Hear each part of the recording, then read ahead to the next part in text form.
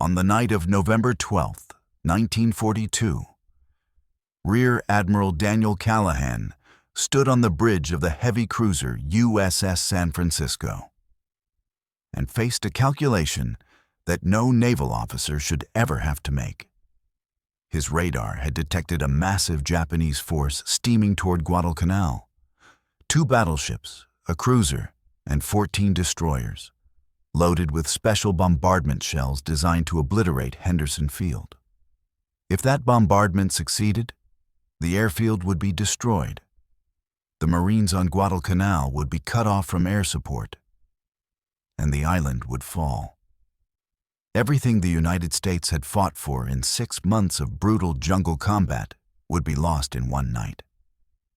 Callahan commanded 5 cruisers and 8 destroyers, a force that was outgunned, outranged, and facing an enemy that owned the night.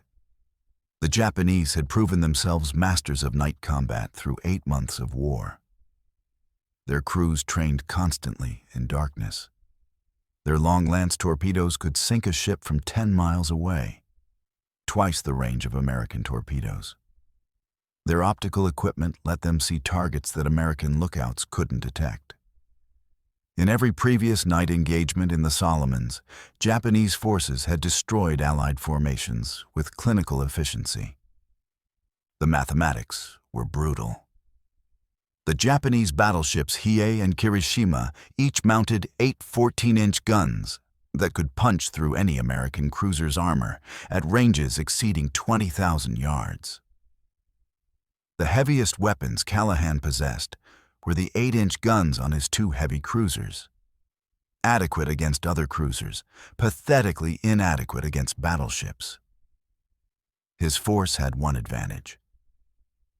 USS Helena carried the Navy's newest radar system, capable of detecting ships at 30,000 yards. But Callahan's flagship, San Francisco, had older equipment, and the Admiral had never commanded ships in combat before this night. Callahan knew the odds. Every officer in his task force knew them. The sailors manning the guns and engines knew them too. They were being ordered to charge into a force that should annihilate them, in darkness that favored the enemy, employing tactics they'd never practiced, with no realistic chance of victory. But they also understood what was at stake. Henderson Field had to survive. The Marines ashore had to have air support. If that meant sailing into a meat grinder, then that's what American sailors would do. At 1:24 a.m. on November 13, 1942, Helena's radar detected the Japanese formation at 27,000 yards, about 13 nautical miles. Callahan ordered his ships forward, steaming in a single column straight toward the enemy. He had perhaps 15 minutes to decide how 13 American ships would fight 28 Japanese warships in pitch darkness. The Battle of Guadalcanal, later called the fiercest naval battle ever fought, was about to begin, and it would prove that courage and determination could overcome overwhelming odds, that sacrifice could achieve what tactics couldn't, and that sometimes the only way to win was to accept that you were probably going to die trying. Real quick, please like and subscribe to help our channel grow. Now back to the story.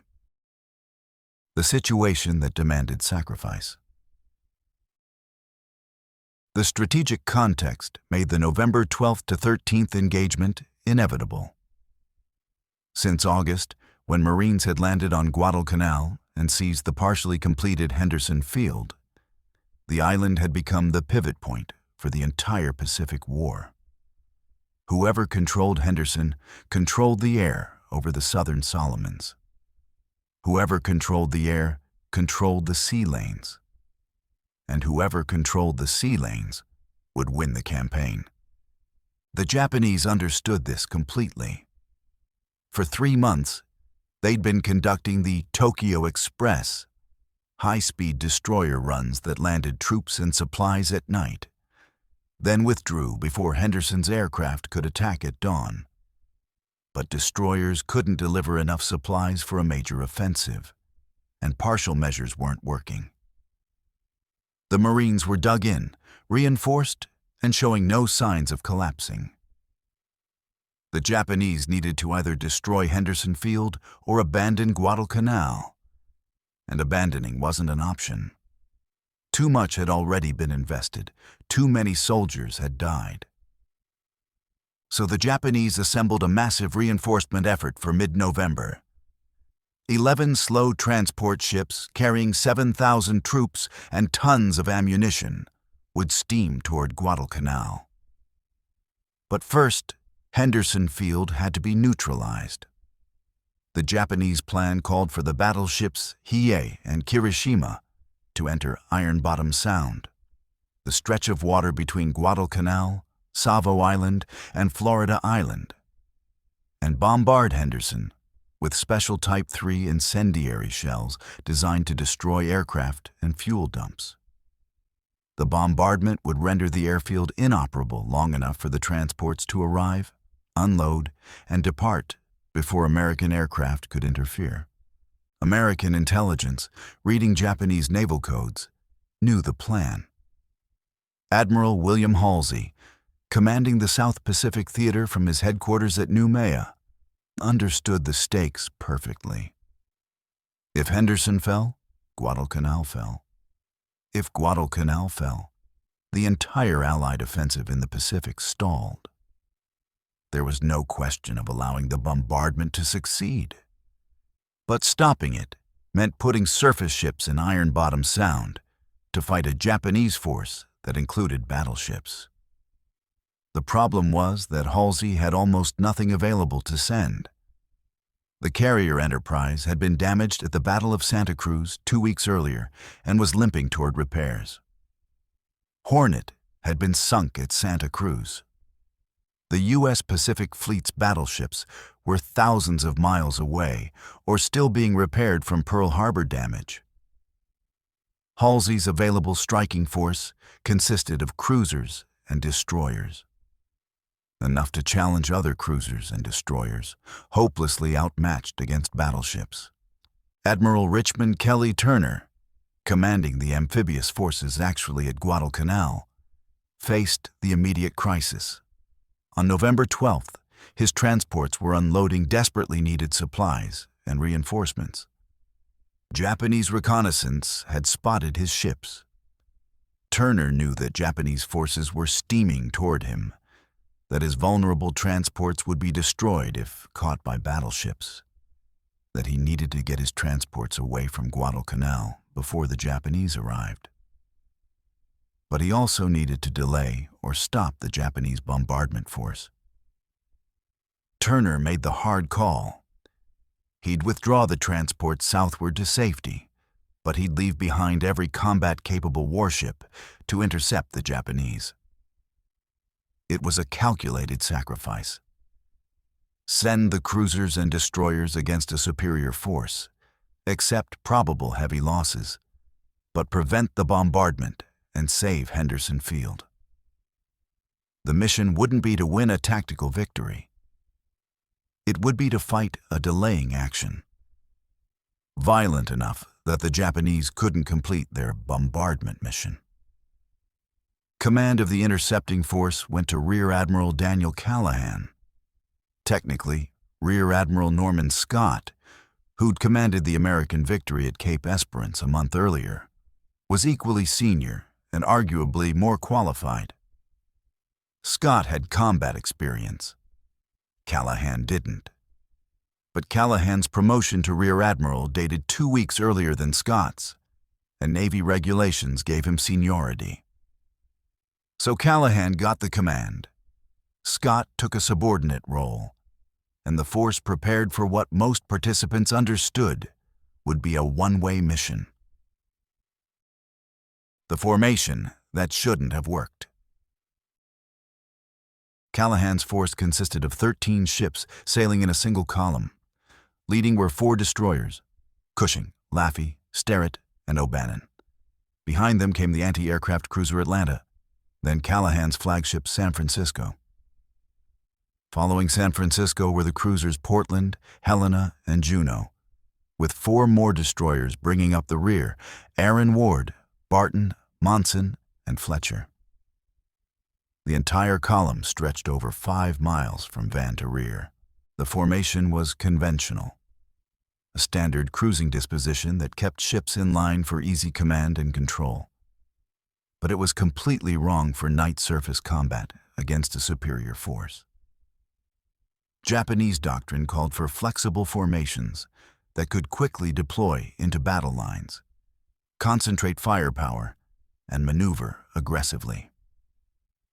American doctrine emphasized radar-directed fire at longer ranges, keeping distance from an enemy and using technology to compensate for inferior night fighting capabilities. But Callahan didn't deploy for long-range radar-directed fire. Helena, with the best radar in the formation, was 7th in line. Her targeting information would have to be relayed to other ships via voice radio, creating delays that were fatal in fast-moving night combat. San Francisco, Callahan's flagship, had older radar that couldn't match Helena's capabilities. And Callahan himself hadn't developed clear plans for how his ships would fight. There were no assigned sectors of fire, no predetermined maneuver signals, no tactical doctrine for how a cruiser-destroyer force should engage battleships at night. The reasons for this lack of preparation were understandable, if not excusable. Callahan had received command just days earlier. His ships hadn't trained together. They'd been assembled from different task forces specifically for this mission. There'd been no time for exercises or tactical discussions. The force had sortied from Guadalcanal with minimal planning, driven by urgency and the understanding that any plan was better than letting the Japanese bombard unmolested. They would steam toward the enemy, get close enough that even older fire control systems could acquire targets and shoot at anything with a Japanese silhouette.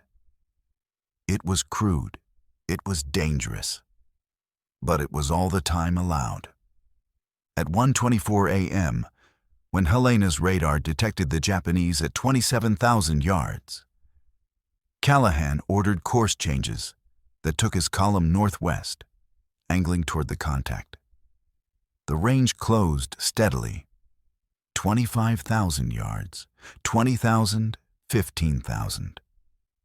The Japanese formation, Vice Admiral Hiroaki Abe's bombardment force, had been thrown into disarray by weather and course changes during the approach. Abe's destroyers were scattered. His battleships were surrounded by friendly ships rather than screened by them. The neat arrow formation he'd planned had dissolved into a loose cluster of warships that weren't prepared for surface combat. Neither side knew how close they were to the other. The darkness was absolute. No moon, no stars, occasional squalls reducing visibility further.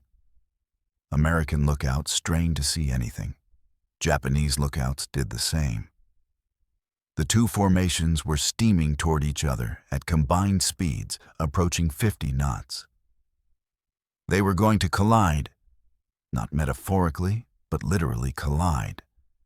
And when they did, the battle would occur at ranges so close that battleship advantages in armor and gun caliber would matter less than reaction time and crew training.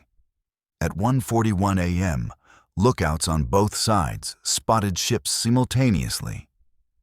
The range had closed to less than 3,000 yards, about 1.5 nautical miles. For perspective, that's the distance where destroyers launched torpedoes, where 5-inch guns achieved optimal effectiveness, where even small-caliber weapons could penetrate armor. The battleship's 14-inch guns, designed to engage targets at 20,000-plus yards, would be firing at ranges where they couldn't miss, but would also be vulnerable to close-range torpedo attack and rapid-fire secondary batteries.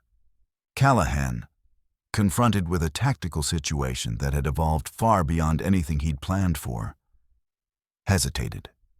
His ships were reporting targets all around them, ahead, on both sides, astern. Friend and foe were intermingled. Opening fire risked hitting American ships. But not opening fire meant Japanese ships would shoot first. For agonizing seconds, Callahan didn't give the order to commence firing, trying to sort out the tactical situation and identify targets clearly. The Japanese opened fire first, and the night exploded. The melee that defied description. What followed over the next 24 minutes was less a naval battle than a brawl in darkness. Ships firing at targets barely visible, maneuvering violently to avoid collisions, launching torpedoes at anything that looked like an enemy silhouette. Ships passed so close that sailors could see faces on enemy decks. Guns depressed to their minimum elevation to engage targets at point-blank range. The surface of Iron Bottom's Sound became a chaos of gunfire, explosions, burning ships, and men fighting with desperation, born from understanding that mistakes meant instant death. The destroyer USS Cushing, leading the American column, spotted the Japanese destroyer Udachi crossing her bow at murderously close range. Cushing's captain ordered hard left rudder to avoid collision, and the entire American column followed, each ship turning in succession. This maneuver, unintended and unrehearsed, threaded the American formation directly through the middle of the Japanese force.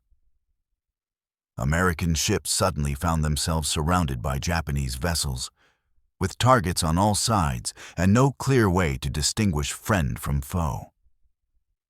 USS Laffey, second in the American line, found herself between two Japanese destroyers. She engaged both, firing her 5-inch guns at ranges under 1,000 yards. One of the Japanese destroyers, a Katsuki, switched on her searchlight to illuminate targets, making herself instantly visible to every American ship in the vicinity. Multiple vessels opened fire on Akatsuki simultaneously.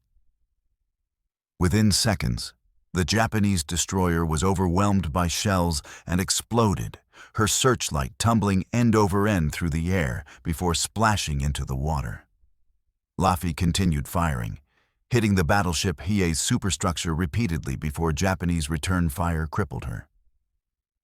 She'd charge alongside Hiei, firing continuously at the battleship's bridge and superstructure, achieving hits that damaged Hiei's steering, one of the most critical consequences of the entire engagement. USS Atlanta, the anti-aircraft cruiser with Admiral Scott aboard, found herself in an impossible position, between two formations firing at each other. Within minutes, she was hit by Japanese shells and possibly American torpedoes. The exact source remains disputed. Scott was killed on Atlanta's bridge. The cruiser, her hull torn open, her engineering spaces flooding, drifted out of the battle. She would sink later that day. USS Barton, one of the destroyers in the rear of the formation, was struck by long-lance torpedoes from the Japanese destroyer Amatsukaze. The torpedoes broke Barton's back. She sank in minutes, so fast that many of her crew went down with the ship. Other destroyers launched their own torpedoes into the chaos, hoping to hit battleships, but often not knowing what they were shooting at. Some American torpedoes struck friendly ships. USS Juno was possibly hit by an American torpedo during the battle, compounding the damage she suffered from Japanese fire. San Francisco, Callahan's flagship, engaged targets all around her. Her 8-inch guns fired at the battleship Hiei at ranges under 3,000 yards, close enough that even battleship armor could be penetrated by well-placed hits. But Japanese return fire from Hyo and other ships savaged San Francisco's superstructure. Shells tore through the bridge, killing Callahan instantly. The ship's captain died moments later. San Francisco's entire bridge crew was killed or wounded in a span of seconds, leaving the cruiser effectively leaderless, even as she continued firing. The Japanese were equally confused and suffering equally catastrophic damage. Hiei, the flagship, took dozens of hits from American cruisers and destroyers. Most didn't penetrate her heavy belt armor, but hits on her superstructure destroyed fire control equipment, killed crew members, and damaged her steering. The battleship, designed to bombard Henderson Field from 20,000 yards, found herself in a knife fight with destroyers and cruisers firing at point-blank range. Her 14-inch guns couldn't depress low enough to engage many targets. Her secondary batteries fired frantically, but the battle was too confused for systematic fire control. The destroyer Udachi, which had triggered the collision course that threaded American ships through the Japanese formation, found herself engaged by multiple American vessels. Shell fire crippled her engines and steering. Unable to maneuver, she drifted through the battle, firing until her ammunition was exhausted and her guns destroyed. She'd survived the night only to be scuttled by her crew at dawn. USS Cushing, Lafay, and Munson were all destroyed during the melee, overwhelmed by concentrated Japanese fire, their crews fighting until their ships literally disintegrated under them. Survivors described ships breaking apart from shell hits, fires consuming entire vessels in minutes, men jumping overboard into water lit by burning oil and continuing explosions. By 2:05 a.m., roughly 24 minutes after the first shots were fired, the major engagement was over. Both formations had sailed through each other and emerged on opposite sides, battered and burning. The darkness that had made the battle so confused now made regrouping impossible. Japanese ships withdrew northward. American ships, those still capable of moving, limped southward. Both sides left behind burning wrecks and survivors swimming in water that would soon be known as Iron Bottom's Sound for the dozens of ships that rested on the seafloor. The morning after, victory from defeat. Dawn on November 13th revealed the cost. 4 American destroyers, Cushing, Lafay, Barton, and Monson, were gone, sunk during the battle or scuttled afterward. The cruisers Atlanta and Juneau were crippled and would sink that day. Juneau blown apart by a Japanese submarine torpedo that killed 687 of her crew, including all 5 Sullivan brothers, a tragedy that led to the sole survivor policy. San Francisco, Portland, and several destroyers were badly damaged. 2 American admirals were dead. Of the 13 American ships that had entered battle, only 1, USS Fletcher, was undamaged. But the Japanese hadn't completed their mission. Hiei, crippled by steering damage from American shells and hammered by more hits throughout the night, couldn't escape Guadalcanal's waters before dawn. Henderson Field's aircraft, the aircraft the battleship had been sent to destroy, attacked Hiei throughout November 13th. Torpedoes and bombs finished what the surface battle had started. By evening, Hiei was abandoned and scuttled, becoming the first Japanese battleship sunk during World War II.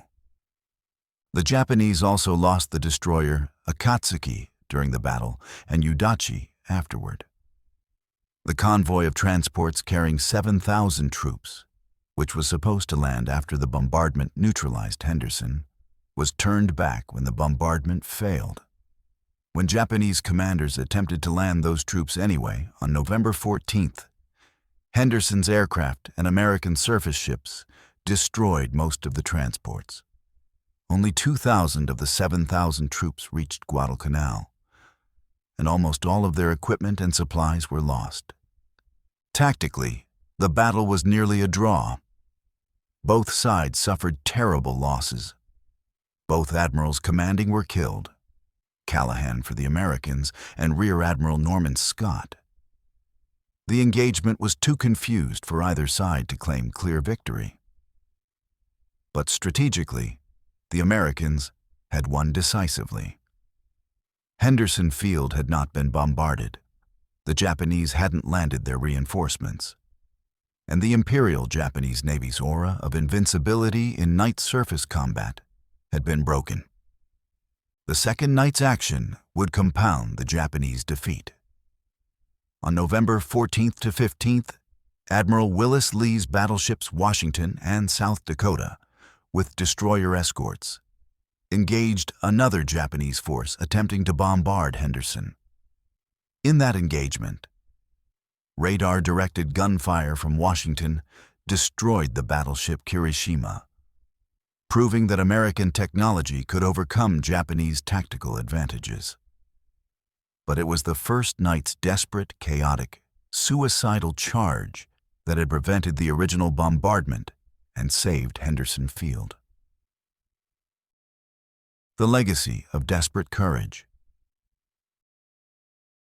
The First Naval Battle of Guadalcanal entered naval history as an example of how inferior forces, properly led and determined to achieve their mission despite odds, can accomplish strategic objectives through sacrifice.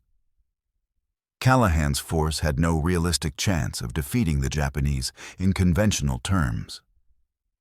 But conventional victory wasn't the mission. The mission was to prevent the bombardment, and they achieved it by simply being there. By forcing the Japanese into a close-range slugfest that prevented the systematic bombardment mission.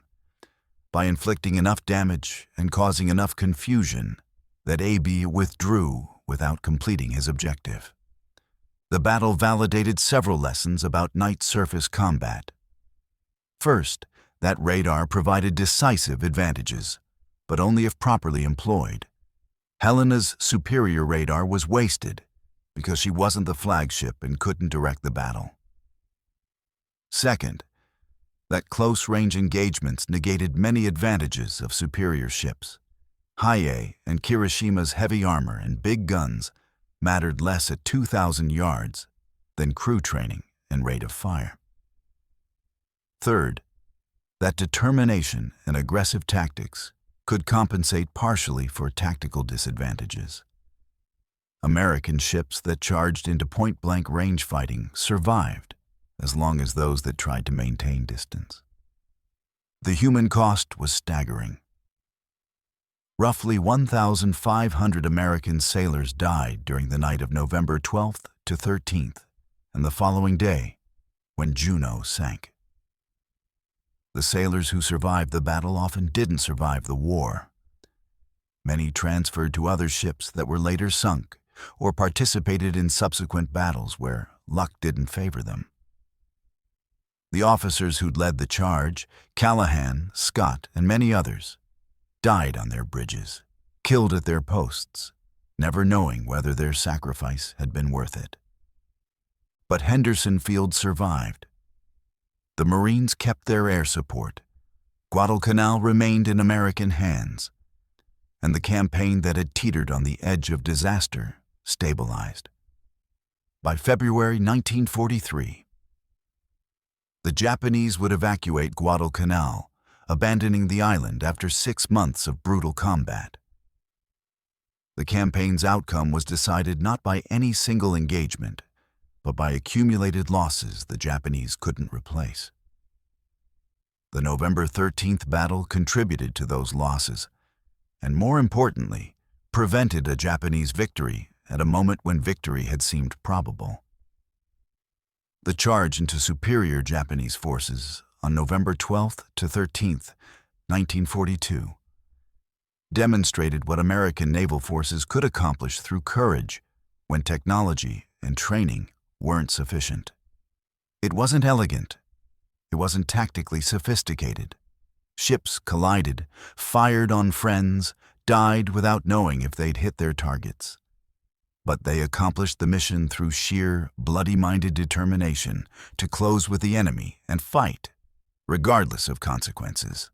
That's the legacy of the night U.S. destroyers charged a Japanese fleet with no chance to win. They proved that sometimes You don't need a chance to win. You just need to refuse to lose.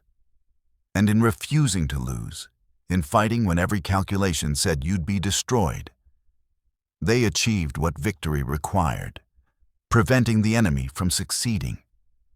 The ships were sunk. The sailors died. But Henderson Field survived. And in the mathematics of the Guadalcanal campaign, that was enough. Thank you for watching and listening. We really appreciate it. Please consider subscribing, liking, and even sharing this video.